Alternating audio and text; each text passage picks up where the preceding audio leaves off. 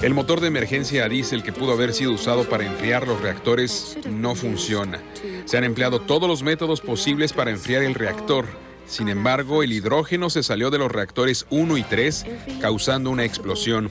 Hay fuego en el reactor 4. La radiación se ha extendido y los niveles parecen muy altos. Todavía hay un gran riesgo de que se salga más material radiactivo.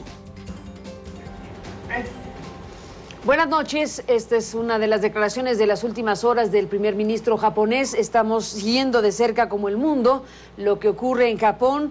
Han pasado casi 5 días desde el peor terremoto, el megasismo en la historia reciente de Japón y este devastador tsunami. Y bueno, pues hay una alerta sobre la situación nuclear, por supuesto. Estamos siguiendo de cerca varias informaciones en esta noche, siguiendo de cerca las últimas informaciones, pues que evidentemente generan inquietudes importantes al respecto. Hemos visto informaciones de la central japonesa de Fukushima, que ha alcanzado el nivel 6 de alerta nuclear, el segundo más grave de la escala internacional de sucesos nucleares y radiológicos, según el presidente de la autoridad nuclear francesa, que es quien ha declarado este tema. El nivel 7, el más alto en la escala de medición de los sucesos nucleares, de los accidentes graves, corresponde a la liberación al exterior de materiales radioactivos con amplios efectos en la salud y el medio ambiente y que requiere la aplicación prolongada de contramedidas. Este es el nivel 7, el más alto. Según la información de la autoridad nuclear francesa, se ha alcanzado el nivel 6, el nivel anterior a esta circunstancia que acabamos de describir. Hay que recordar que la central de Chernobyl en Ucrania es el único caso hasta el momento de un accidente con estas dimensiones. Solo Chernobyl ha decretado en su momento, en 1986, el nivel de alerta número 7. Es esta referencia histórica obligada en un momento como este. Lo que está diciendo la autoridad francesa es que en Fukushima se ha alcanzado el nivel número 6. Hay informaciones también importantes desde Alemania. Alemania ha anunciado que apagará 7 de sus 17 reactores nucleares durante 3 meses, mientras el país considera el plan de extender la vida útil de estas plantas de electricidad por 12 años ante los sucesos ocurridos en Japón, según anunció la canciller Angela Merkel. Y bueno, pues otras informaciones que iremos presentando a lo largo de este programa. Pero doy la bienvenida y agradezco mucho que esté en este estudio de CNN en la Ciudad de México a Iván Restrepo, que es uno de los más importantes especialistas en materia de ecología y desarrollo en nuestro país, en México, director del Centro de Ecología y Desarrollo y bueno, pues un importante especialista y analista de estos temas. Iván, gracias por estar aquí, bienvenido. Gracias por invitarme, Carmen. Bueno, hemos seguido como el mundo, me parece, hora tras hora, las informaciones, lo que procede de Japón en estos momentos. Si pudieras, Iván, hacer una especie de balance, de radiografía de dónde se encuentra con la información disponible el tema de la alerta nuclear, llamémosla así, en Japón, ¿qué me dirías? Mira, te diría lo siguiente, hemos pasado de un gran sismo que no causó tantos daños como sería de esperar por la misma estructura que tiene Japón, por el mismo conocimiento, las prevenciones que tiene Japón en este tipo de... cultura sísmica enorme. Es enorme, desde pequeños están enseñados a enfrentar los sismos. Y hemos pasado de esto, que vuelvo a repetir, no causó tanto daño en el país, a los efectos del tsunami. Los efectos del tsunami son arrasadores. Realmente es una de las más grandes tragedias que me ha tocado ver y creo que nos ha tocado ver a nosotros. Ver videograbada, exactamente, como nunca. Porque cuando ocurrió el anterior tsunami en el sudeste asiático, que dejó 200.000 muertes, no se nos olvide, la presencia de las cámaras, de los medios informativos, no estuvo presente. Es muy breve lo que tenemos en información, pero aquí estamos viendo la fuerza del agua, el mar desatado sobre islas, el mar desatado sobre pueblos completos, sobre complejos industriales, reduciendo a la nada como si fuera un juego, como si fuera una película de ciencia ficción, barcos, fábricas, camiones, casas, edificios. Como maquetas. Exactamente, como si todo fuera una película de ficción. Y resulta que no es ficción, es realidad.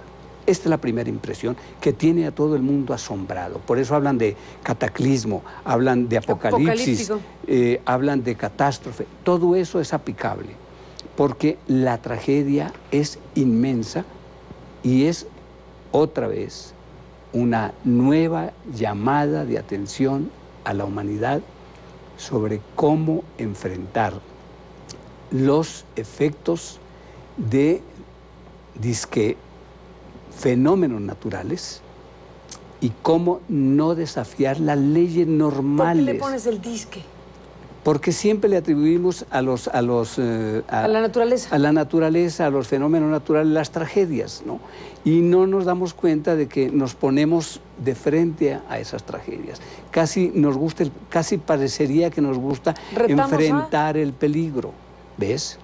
Y en el caso de Japón, que es un país densamente poblado, con una infraestructura impresionante. Quien haya visitado Japón se da cuenta la forma tan densa de su población, de sus empresas, de sus industrias, de sus vías de comunicación. Entonces caes en cuenta de que en todo se fijaron, menos que tenían un vecino que cuando temblaba también se enfurecía, y que no es de ahora. La historia del sudeste asiático habla muy claramente desde hace siglos de la llegada del mar y el mar arrasando ciudades y todo lo que encontraba.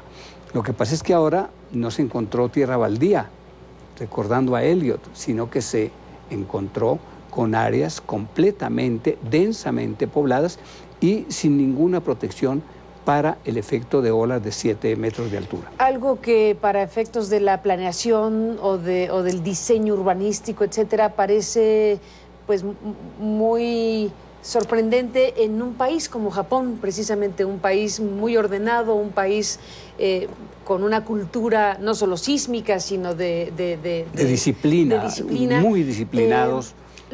Bueno, déjame usar la expresión, los sorprendió este tsunami. No había información previa en los años en que se desarrollaron estas zonas que ahora son devastadas. Yo pienso que sí debieron de tener un gran temor y ellos tienen equipos muy especiales que van viendo lo que puede pasarles a 20 a 30 años. Por ejemplo, uno de los países que más ha avanzado sobre los efectos del cambio climático es Japón. Tienen trabajando desde hace 20 años a equipos especializados en cómo enfrentar el problema del cambio climático. Uno esperaría que después del tsunami de hace 5 o 6 años hubieran tomado medidas, por ejemplo, para esta planta de Fukushima. Sabemos que la planta de Fukushima estaba protegida por una barda, no recuerdo cuántos metros podría tener esa barda, pero yo dudo que la barda pudiera resistir la ola de 7 metros. Si era una barda de 4 o 5 metros, debió de ser una barda todavía muchísimo más alta en caso de que la fuerza del agua pudiera contenerse con esa barda, porque la ingeniería es maravillosa si se hace bien y oportunamente, pero por los datos que hemos leído, la barda tenía 3 metros. Por favor, eso es nada.